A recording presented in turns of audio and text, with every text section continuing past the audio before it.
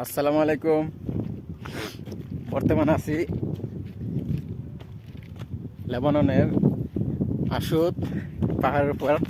আমার চাচার সাথে দেখা কথা হয়েছি। চাচাই কাজ করে মাজরায়।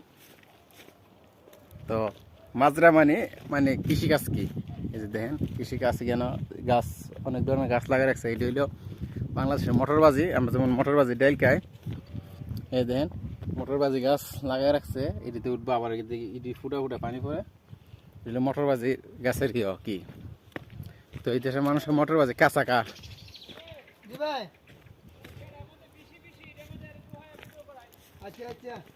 তোমার চাচা ডাকতেছে, স্ট্রবেরির বাগান আছে, স্ট্রবেরির বাগান গাছের মধ্যে নাকি ভিডিও করতাম।